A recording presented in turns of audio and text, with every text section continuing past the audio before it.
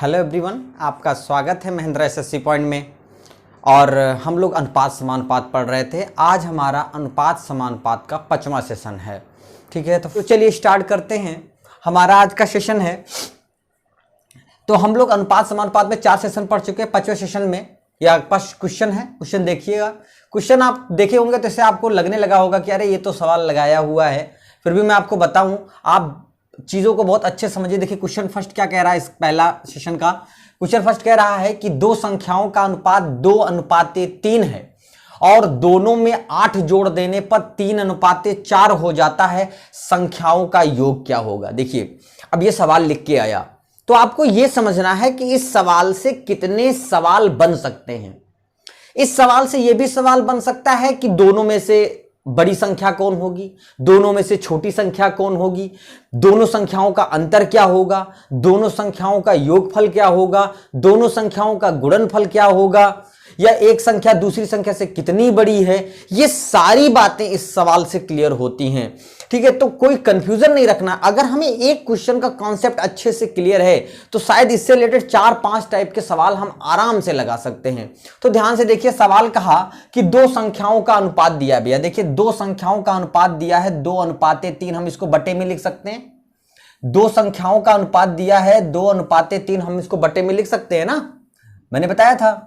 अब कह रहा है कि प्रत्येक में, मतलब दोनों में अगर 8 जोड़ दें, दोनों में 8 जोड़ दें तो संख्या 3/4 हो जाएगी। देखिए अभी मैंने चौथे सेशन में आपको पढ़ाया है सर कि अगर दोनों में संख्याएं जुड़ रही हैं। अभी एज वाले सेक्शन में आपको पढ़ाया है कि अगर दोनों में जुड़ रही हों तो हम वो दोनों संख्या कैसे निकालेंगे। अच्छा एक चीज देखिए, जब ऐसा सवाल आया था उसमें तो हमने क्या निकाला था, रेशियो वैल्यू निकाली थी। क्या निकाली थी, रेशियो वैल्यू। देखिए जब रेशियो वैल्यू आ जाएगी तो हमसे अगर पूछा जाए कि दोनों संख्याओं का योग क्या होगा तो ये जोड़ लेंगे और रेशियो से क्या कर देंगे, गुणा। क्योंकि दोनों में आखिर गुणा होना है तो हम ऐसा करते हैं, इसको जोड़ लेते हैं और रेशियो से क्या कर देनी है, गुणा। अंतर पूछे तो क्या कर लेना है, दोनों को घटा देंगे, एक आया और एक से उस रेशियो वैल्यू को क्या कर देंगे, गुणा। अच्छा हमसे बड़ी संख्या पूछे तो रेशियो किससे गुणा कर देंगे, 3 से। हमसे छोटी संख्या पूछे तो क्या कर देंगे, 2 से गुणा कर देंगे। दोनों का अंतर पूछे तो यहां अंतर ले लें, मतलब वही कितनी बड़ी है या कितनी छोटी है, तो इसका मतलब अंतर ही तो पूछ रहा है। तो क्या करेंगे, माइनस करें, वही अंतर निकालने वाला माइनस करेंगे, फिर रेशियो से क्या करेंगे, गुणा।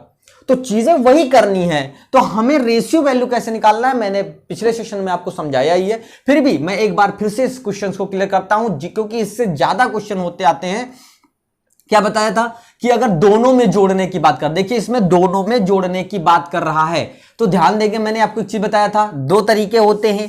एक, अगर सामने सामने का अंतर बराबर है, सेम है, तो वही अंतर जो होता है वो संख्या जो जुड़ रही घट रही होती है उसके क्या हो जाता है, बराबर हो जाता है।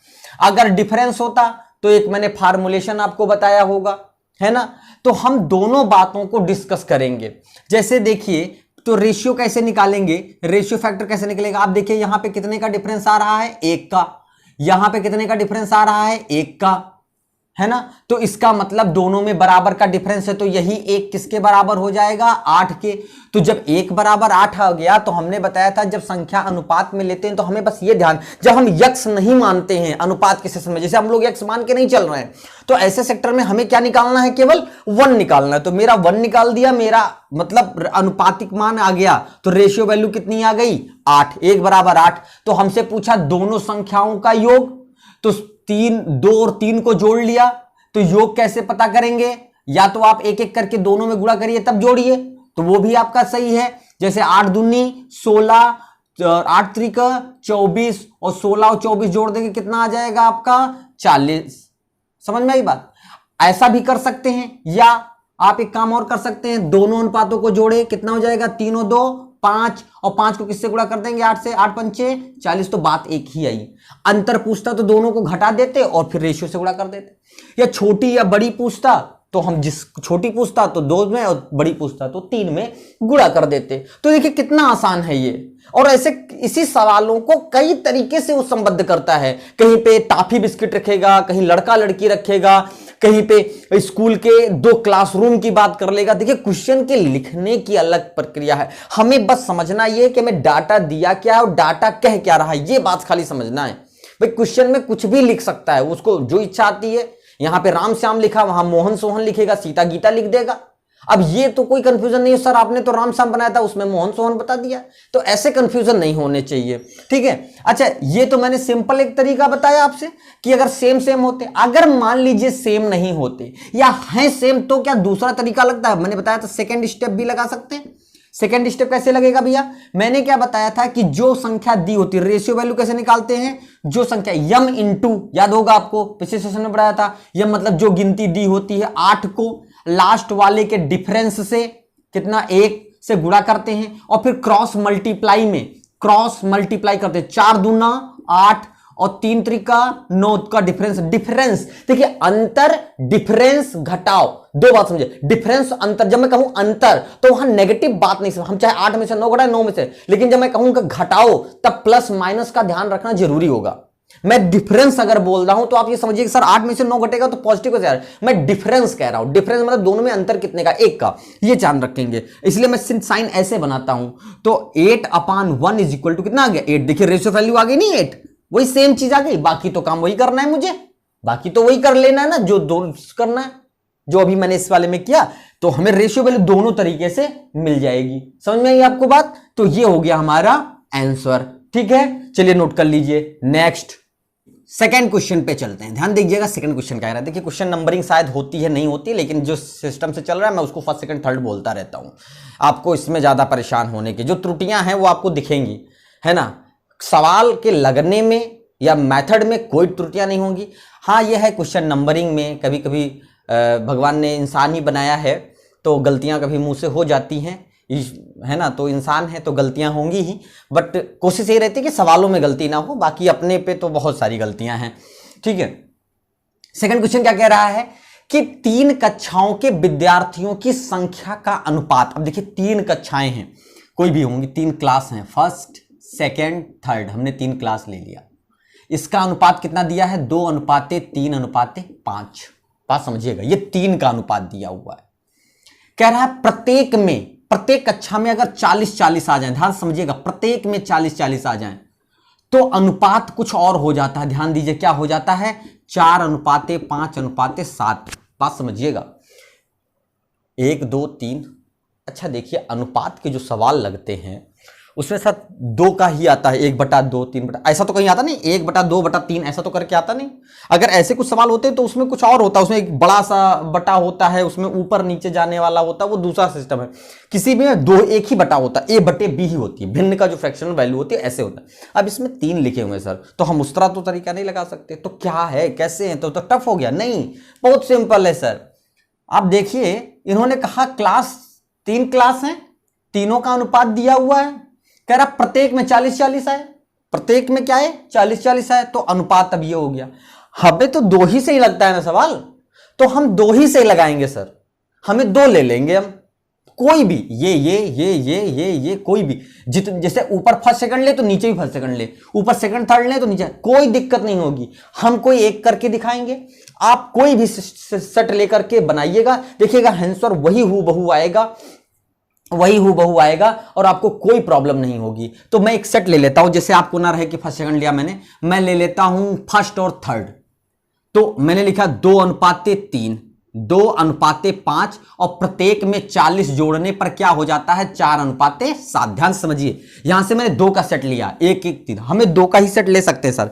अब बाकी तो बात समझ में आ रही, पहले ही सवाल की तरह होगा कि 2 संख्याओं का अनुपात दिया है और उसमें प्रत्येक में 40 जोड़ने पर अनुपात इतना हो जाता है, तो पहले सवाल की तरह तो वही लिख लेते हैं, 2/5 और 4/7 और प्रत्येक में कितना जुड़ रहा है सर 40 जुड़ रहा है, प्रत्येक में कितना जुड़ रहा है 40। तो रेशियो फैक्टर कैसे निकलेगा, ध्यान देंगे, चेक कर लेते हैं। अरे क्या बात है यार, आजकल सवाल तो वैसे ही आ रहे हैं, सेम अंतर, 2 का डिफरेंस आ रहा है, नीचे भी 2 का डिफरेंस आ रहा है।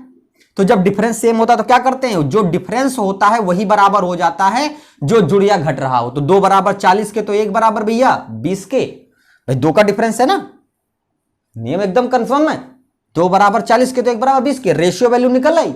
और अगर ऐसा बराबर नहीं होता तो क्या करते हैं, इसके पहले वाला तरीका में, अब आप उसको भी लगा के देख सकते हैं, लग जाएगा। हर बार नहीं लगाएंगे आप, लगाई नहीं लगता तो आप कमेंट बॉक्स में लिखिए सर नहीं लगा, मैं लगा के बताऊंगा, बट ऐसा नहीं है, 100% श्योर है लगेगा। तो देखिए 1 बराबर 40 अगर रेशियो वैल्यू आ गई, अब जब रेशियो वैल्यू आ गई तो फट से रख देते हैं। अब हमसे पूछ क्या लिया इसने, हमसे पूछ लिया, अब हमें रेशियो वैल्यू पता चल चुकी है, तो हमसे पूछा कि प्रारंभ में कुल कितने विद्यार्थी थे, तो प्रारंभ में यही तो रहे होंगे, ये तो बढ़ने के बाद की बात है। तो प्रारंभ हमें रेशियो पता चल गया, अब ये रेशियो फटाफट इसमें रख देंगे। तो प्रारंभ में कुल कितने, मतलब योग पूछा है, तो आप चाहे एक एक करके रखो, फिर तीनों क्लास को जोड़ो, तो बड़ा स्टेप हो जाएगा। तो योग कुल पता करना है तो सीधे क्या काम करते हैं, जो चीजें रेशियो मान मिल ही गया है, तो जो चीजें रेशियो में दी हैं योग करने को तो कह रहा है, तो तीनों को जोड़ लेते हैं। तो कितना, 2 + 3 + 5 बराबर कितने हो गए, 10 के, और 10 को किससे गुणा कर देंगे, 20 से, कितना हो जाएगा भैया, 200। तो 200 विद्यार्थी हो गए, कितने हो गए, 200 विद्यार्थी। कोई कंफ्यूजन, नो कंफ्यूजन, समझ में आया। अब आप सोच रहे होंगे 3, देखिए 3 से सेट नहीं लगेगा, ये सब नियम कानून है। आप सिस्टम, आप कोई 2 सेट लेंगे उससे लगाएंगे, उसमें भी 20 ही आना है। कोई भी 2 सेट, 3 ही सेट बनने वाले हैं, 1 2 या 2 3 या 1 3 ऐसे ही बनेगा, 3 ही सेट बनेगा। 3 में से आप चाहे जो सेट लेंगे, आपका 1 की वैल्यू कितनी आने वाली है, 20 ही आएगी। और रेशियो वैल्यू क्या करना है, कुल पहले। अच्छा मान लीजिए सपोज इसमें पूछ लेता अब कितने हो गए, तो भाई पहले हम पता कर लेते कि टोटल कितने थे, 200, और 40 40 40 जोड़ के 120 और जोड़ते तो कितना हो जाता, 320। तो अब कितने हो गए, 320। बट हमसे पूछा क्या है, पहले कितने थे, 200 विद्यार्थी। तो क्या हो गया, आपका आंसर हो गया। कोई डाउट तो नहीं है। थोड़ा तेज मैं बोलता हूं, लेकिन एक एक बात को स्पष्ट करता हूं। थोड़ा तेज बोलने का मतलब होता है क्योंकि जब सवाल एक ही टाइप के बार बार आ जाते हैं, सवाल देखिए डिफरेंट है, कोई अपने जन से क्रिएट तो होते नहीं है, किसी हम ही जैसे लोगों में से जो हमारे से ऊंचे स्तर पर पहुंच चुके हैं, एग्जामिनर हैं, वो बनाते हैं। तो सवाल तो लगभग एक हूबहू कहीं ना कहीं एक साइकिल से जुड़े हैं। रेशियो में सबसे अच्छी चीज़ यही है कि सब एक दूसरे से चल रहा है रिदम करके। तो बस क्वेश्चन ऐसा नहीं है कि सर आप तो वही घुमा रहे हैं, ऐसा डिफरेंट है। आप सारे सवाल देखेंगे, सारे सवाल डिफरेंट हैं, तो इसलिए थोड़ा ध्यान देंगे, ठीक है। तो चलिए नोट कर लीजिए नेक्स्ट क्वेश्चन, क्वेश्चन नंबर 3 है। क्वेश्चन नंबर 3 पढ़िएगा, सर क्या कह रहा है, बहुत आसान सा सवाल है। कह रहा है कि अनुपात 2:5 है।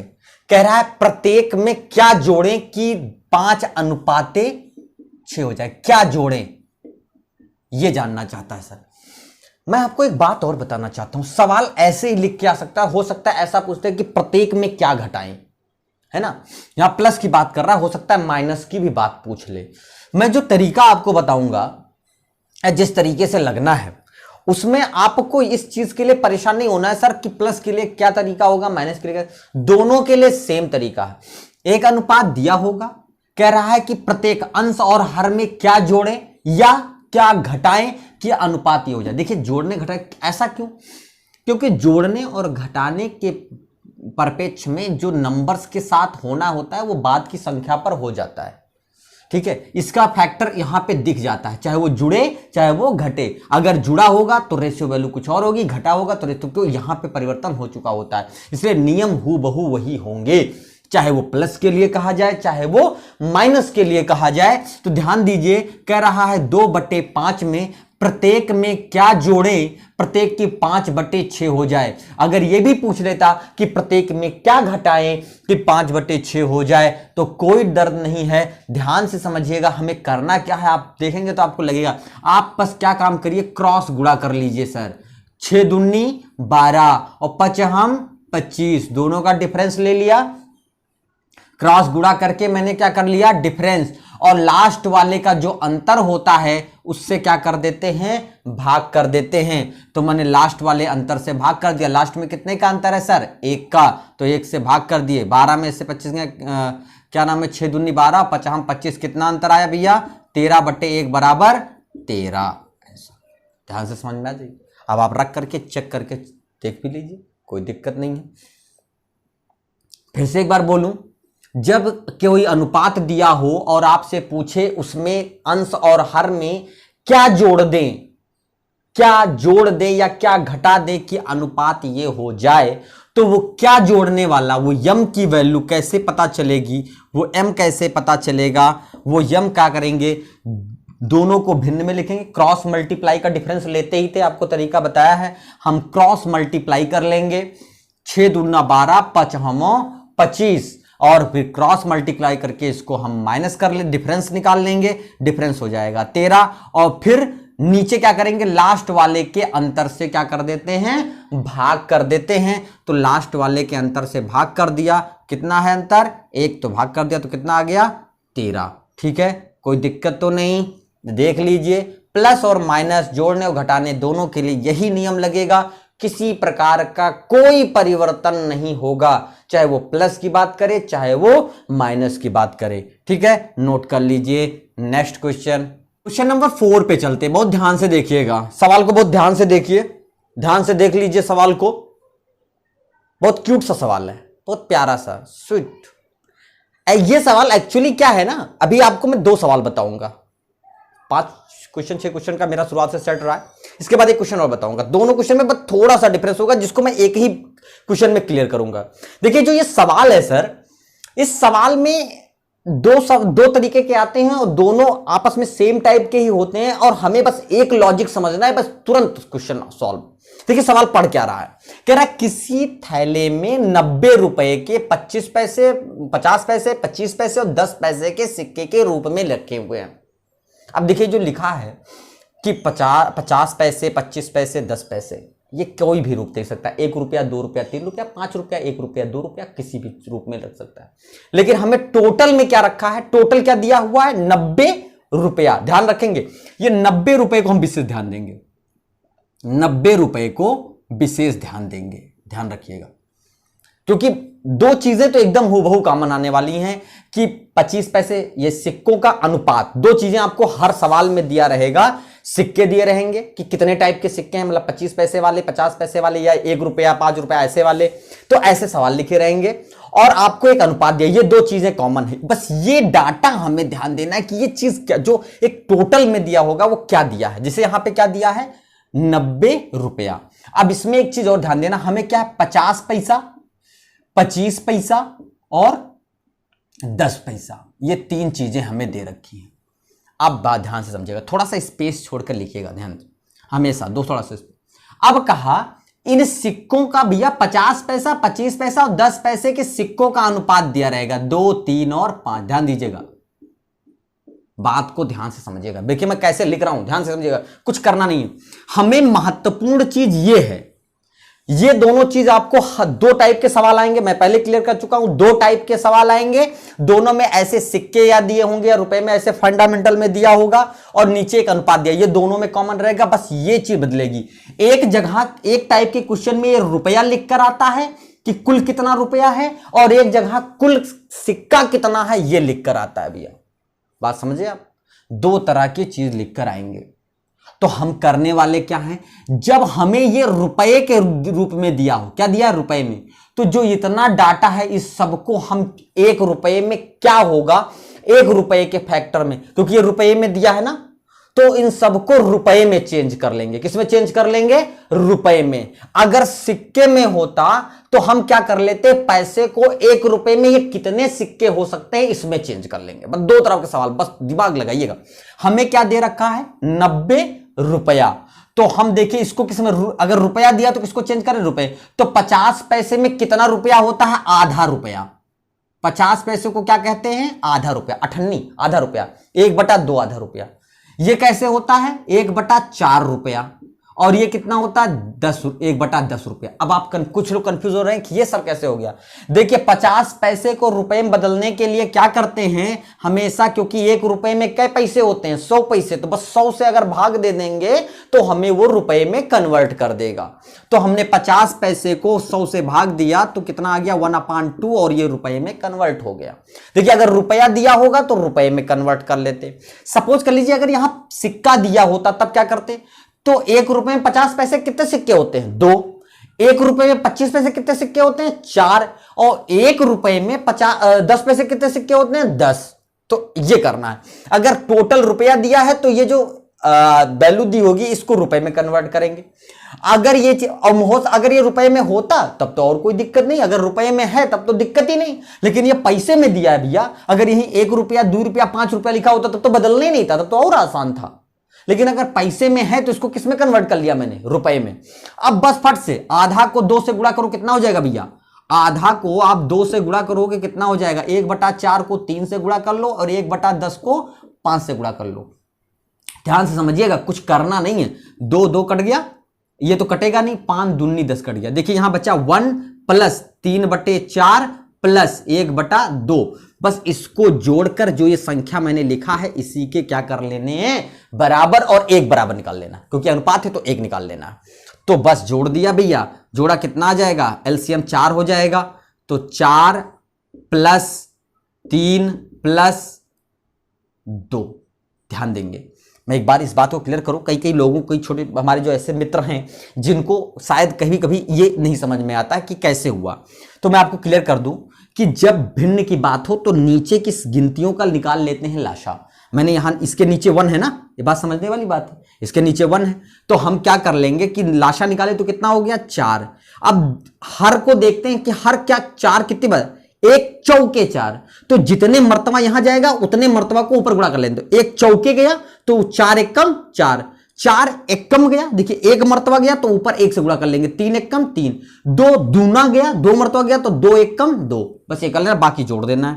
तो ये हो जाएगा 9/4, 9/4, 90 बराबर 9/4, तो ये गुणा कर लेंगे, 4 यहां गुणा कर लेंगे, 90 नीचे ले आएंगे तो 1 आ जाएगा। तो 1 बराबर कैसे निकालेंगे भैया, यहां ऑटोमेटिक 1 तो है ही है ना, इंटू 1 में तो है ही है, तो 4 को इधर गुणा कर लेंगे, 9 नीचे ले आएंगे तो 1 बच जाएगा वही। तो 1 बराबर कैसे आ जाएगा, 4 गुणा 9 चौको और नीचे 9 आ जाएगा, 9 दहाई 90 और 10 चौको 40। 1 बराबर कितना आ गया भैया, 40 आ गया। अब 1 बराबर 40 आ गया तो बस रेशियो वैल्यू कंफर्म। आपसे पूछा क्या कि 25 पैसे के सिक्कों की संख्या, देखिए सिक्कों की संख्या दे रखी है हमें, सिक्कों की संख्या दे रखी है, सिक्कों की संख्या कितनी दे रखी है, 3। तो 40 को क्या कर देंगे, 3 से गुणा, कितना आ गया 120। तो 25 पैसे के सिक्के कितने होंगे, 25 पैसे के सिक्के कितने होंगे, ये हमारा क्लियर हो गया। तो 25 पैसे के कितने सिक्के हो जाएंगे, 120 सिक्के। ठीक है, ध्यान से समझिएगा। अभी इसके बाद फिर एक सवाल लगाएंगे जो इसका सेकंड टाइप का आता है, जहां पे रुपया ना दिख करके क्या दिया होता है, सिक्का दिया होता है। बस आपको ये बात एकदम अच्छे से दिमाग में बैठ जाएगी। ठीक है, तो नेक्स्ट क्वेश्चन पे चलते हैं। चलिए क्वेश्चन नंबर 5 पे चलते हैं। ध्यान देंगे, हूबहू आप दिख रहा होगा ना, एकदम सेम वही सवाल है सर, है ना, एकदम आपको देख करके मजा आ गया होगा। बस थोड़ा सा इसमें ध्यान देना है, वो थोड़ी सी चीज, बाकी हूबहू वही काम करना है, हूबहू टोटल वही काम करना है। देखिए आपको क्या इसमें दिखा होगा, 102 420 सिक्के, इसमें क्या दिया हुआ है, सिक्के। अच्छा इसमें देखिए लिखा होगा 1 रुपया, 50 पैसा और 20 पैसे। ठीक है, ये 3 दिए हैं और इनका एक अनुपात दिया है 13:11:7। बस थोड़ा सा ध्यान दे दीजिए, सवाल में हमसे पूछा है 50 पैसों के सिक्कों का अनुपात क्या होगा, सिक्कों की संख्या क्या होगी। बट हमें जो यह अनुपात, देखो हम अनुपात में, इसके पहले सवाल में अनुपात में रख दिए थे, क्योंकि उसमें क्या दिया था, सिक्कों का अनुपात दिया था। ध्यान देंगे ये किस चीज का अनुपात दिया हुआ है, मूल्य का अनुपात। किसमें दिया हुआ है, मूल्य का अनुपात दिया है। तो सर मूल्य के अनुपात में तो रख नहीं सकते, तो अनुसार तो सिक्कों का अनुपात क्या हो, कुछ नहीं सर, बहुत आसान है। आप देखिए वही काम पूरा करते हैं। ये क्या दिया है, सिक्के, तो इसमें किसमें बदल लेंगे, सिक्कों में। तो सिक्को 1 रुपए के कितने सिक्के हो जाएंगे, 1, और 50 पैसे के कितने सिक्के हो जाएंगे, 2। समझ में आया, 50 पैसे कितने, क्योंकि सिक्के को जब पैसों को सिक्कों में बदलने वाले हैं तो हम 1 रुपए के अकॉर्डिंग बदलेंगे, रुपए के अकॉर्डिंग। तो 1 रुपए में कितने सिक्के होते हैं, 1 रुपए के 1। अच्छा 1 रुपए में 50 पैसे के कितने सिक्के होते हैं, 2। 50 पैसे के 2 सिक्के लेंगे तो हमारा 1 रुपया पूरा हो जाएगा। 20 पैसे के कितने सिक्के, 5 सिक्के ले लेंगे तो हमारा 1 रुपया पूरा हो जाएगा। तो यहां हो गया 5। अब बस वही का 5 सत्ते 35, 11 दूना 22 और 13 एकम 13। अब ये जो देखो सिक्कों का, यहां अब जो ये आ जाता है सर, उसमें सिक्कों का अनुपात दिया था, इसमें सिक्कों का अनुपात हमें निकाल, अगर मूल्य पूछा होता कि मूल्य क्या होगा तो हम बस यहां रख देते तो मूल्य पता चल जाता। देखिए मूल्य पता चल जाता, तो ये क्या आ गया, सिक्कों का अनुपात, सिक्कों का अनुपात आ गया। अच्छा उस सवाल में क्या था भैया, उसमें सिक्कों का अनुपात दिया था और गुणा करने पे किसका अनुपात आ गया था, मूल्य का अनुपात। दोनों में थोड़ा सा ध्यान देना है।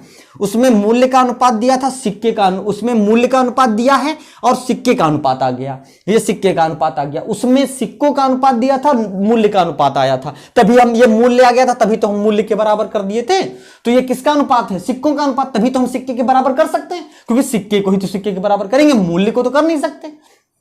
तो बस 13 प्लस 22 प्लस 35 बराबर किसके हो जाएगा सर? ये सब सिक्कों का अनुपात, तो किसके बराबर हो जाएगा?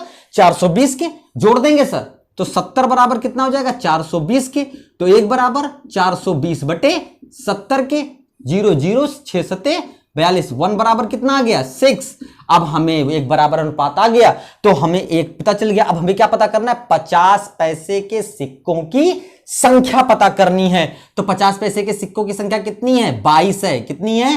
22। तो 50 पैसे के सिक्के कितने हो जाएंगे सर?